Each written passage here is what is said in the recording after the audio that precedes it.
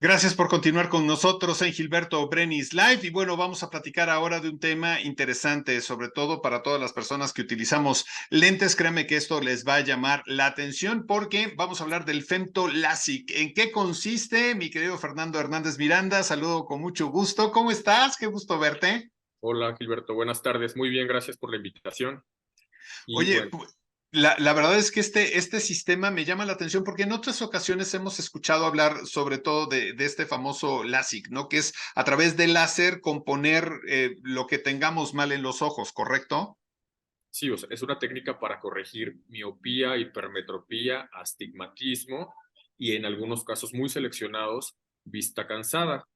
Es el mismo, digamos, la misma técnica de ablación. Lo único que cambia es la preparación del ojo. Por eso una es LASIK o LASIK y la otra es femtoLASIK o femtoLASIK. El femto se le agrega porque es la manera en que nosotros preparamos el ojo para el láser. Esa es la diferencia y por eso se le agregó eso de femto, que es como lo que se está utilizando últimamente y pues básicamente yo creo que va a ser lo que se va a hacer muy pronto solamente a futuro, se va a quedar el femtolásic. Ahora, ¿en qué consiste esta preparación? La preparación consiste en la técnica de LASIK, tenemos que hacer un flap.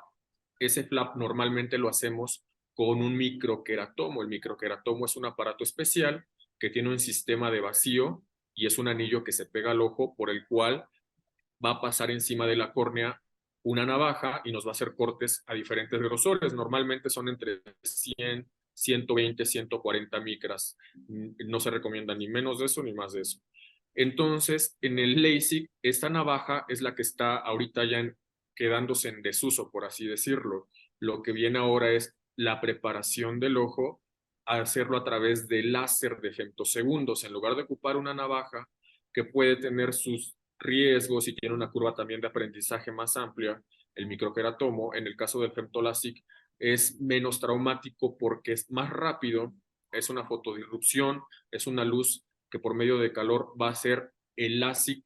El trabajo que hace la navaja y el ruidito que hace la maquinita lo vamos a sustituir por una máquina de LASIK que únicamente hace un vacío y no tiene, digamos, tanto riesgo de que el paciente se mueva, quede un flap descentrado, un flap incompleto, un flap, digamos, irregular. En este caso es, al ser más rápido y más preciso, pues se prepara el ojo con más seguridad, tanto para el paciente como para el médico.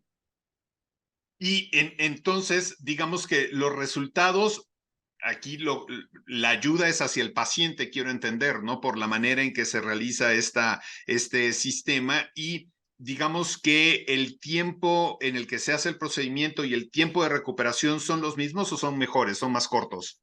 Yo he visto que el tiempo de recuperación en el caso del femtolásic es más rápido. Al ser una técnica más, digamos, menos invasiva al utilizar este láser en lugar de navajas, la inflamación es menor y por lo tanto el paciente tiene mucho más comodidad en la recuperación. Es más rápida tanto en los síntomas de sensación de cuerpo extraño, ojo rojo, como en los síntomas, como en la recuperación visual. El paciente refiere que es mucho más cómodo. Y también, bueno, como te comentaba, hay una curva de aprendizaje en la cual, bueno, puede haber un poquito, necesitas una, tanto, digo, como cirujano necesitas una curva de aprendizaje y necesitas más experiencia para ir manejando el microqueratomo. En este caso, pues el femtolásic es un poquito más fácil de ocupar.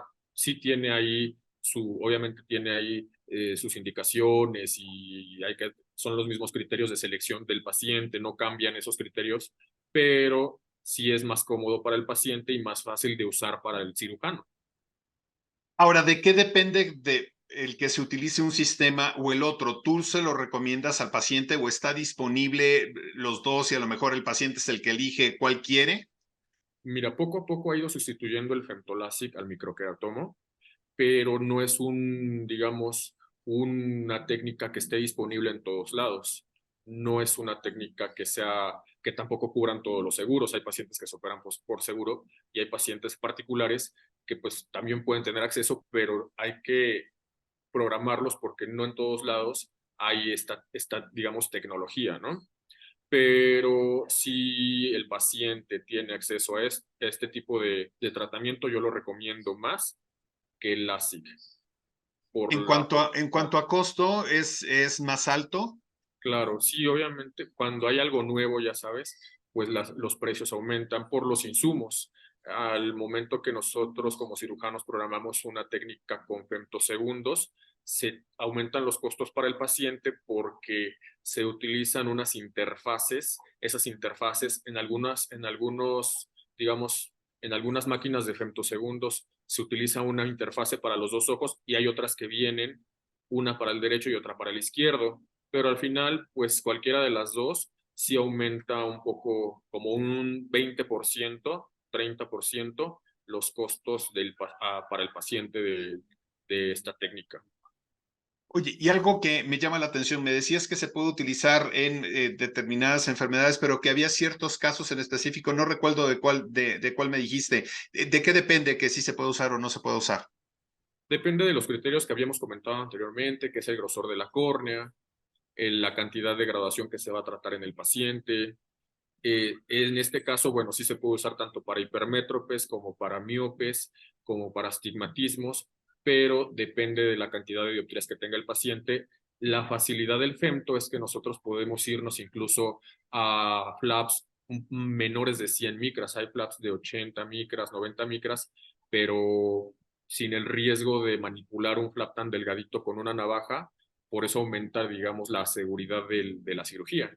Y bueno, hay varias indicaciones. El FEMTO últimamente, bueno, se está ocupando también para hacer algunos pasos de la cirugía de catarata, se está ocupando también para el implante de anillos intracorneales, que habíamos comentado también para las ectasias, es muchísimo más cómodo. Y en el caso del LASIK, pues para sustituir al microqueratomo ya tenemos ahorita mucho, se está usando ya el FEMTO, cada vez se está usando más y bueno, a futuro ya se ha dicho en los congresos de oftalmología que el femto es lo que va a sustituir al microqueratomo. No quiere decir que sea una mala técnica. Si en algún momento se les va a hacer algún LASIK, es muy buena técnica. Obviamente depende mucho de la experiencia del cirujano. Un cirujano que tiene, digamos, la experiencia en el manejo de microqueratomo, le va a ir muy bien al paciente. Pero son como tendencias, ¿no? Empiezan a escuchar los pacientes que pues, o se operó alguien con femto y hay pacientes que piden directamente esta técnica y se les puede ofrecer ya también aquí en Puebla. Bueno, y es que es normal, ¿no? Como todo, la medicina y los tratamientos van evolucionando y como mencionabas, esta es una nueva forma de realizarlo, evidentemente con sus cosas muy buenas para el propio paciente. Ahora, en la recuperación, ¿qué es lo que te han comentado los pacientes? ¿Cuál notas tú que es la mayor diferencia en el proceso de recuperación? Yo he notado que tienen más comodidad en cuanto a sensación de cuerpo extraño, en cuanto a inflamación de la conjuntiva, se inflama menos y la recuperación visual también es un poco más rápida. En el LASIK es rápida, son 3 4 días, pero con FEMTO yo he visto pacientes que a las 24 horas, 48 horas tienen muy buena visión y los síntomas no duran más de un día. En el LASIK normalmente sí son 3 4 días que se le recomienda al paciente un reposo, digamos, relativo, porque son más días, 3 4 días de estas mismas sintomatologías. Y en el FEMTO yo he visto que sí el paciente tiene la recuperación muy rápida. Ahora, evidentemente, esta podría resultar una pregunta muy obvia, pero normalmente el proceso se hace en los dos ojos, ¿correcto? Sí, hay procedimientos en oftalmo que sí se hacen los dos ojos. Uno de ellos es el LASIK o FEMTOLASIK, eh, también el implante de anillos. Son procedimientos que, digamos, podemos practicar sin problema o podemos llevar a cabo en el paciente sin problema de manera bilateral. Ahora, ¿las dioptrías y todo esto suelen ser las mismas en un ojo que en el otro o hay variaciones? Sí, normalmente hay variación. Siempre hay un paciente que tiende a tener un poco más de miopía, un poco más de astigmatismo en un ojo que en otro, pero se pueden tratar tanto un ojo miope como un ojo hipermétrope, como un ojo con astigmatismo mixto o hipermetrópico. Es la ventaja que, o sea, es el mismo, digamos, la misma aplicación del láser, solo estamos cambiando la preparación, que al final es lo que va a dar una comodidad al paciente. ¿Se recomienda para adultos mayores o para niños? No, o sea, las indicaciones siguen siendo las mismas, mayores de 18 años, pacientes que estén, que no tengan opacidad de medios, pacientes que tengan, no tengan alteraciones en retina, como retinopatía diabética o glaucoma severo.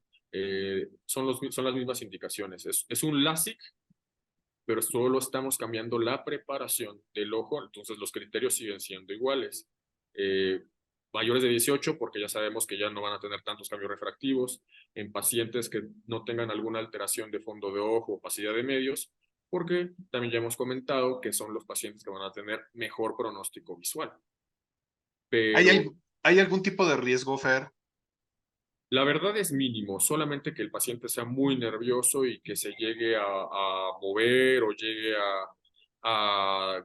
digamos, a romper la succión que hace el láser, pues sí podríamos tener un flap incompleto. Pero en estos casos preferimos, si el paciente ya se conoce muy ansioso o nervioso, se puede hacer con sedación. Pero es un procedimiento muy rápido y muy seguro que se hace con anestesia tópica en la mayoría de los casos y el paciente coopera. ¿Y qué es lo que refieren los pacientes? ¿Qué se ve? ¿Se ve una luz roja o no se ve nada, nada más se siente? Solo se siente porque al momento que el femto hace succión o presión sobre el ojo, ese vacío provoca una amaurosis, por así decirlo, como si se oscureciera la habitación.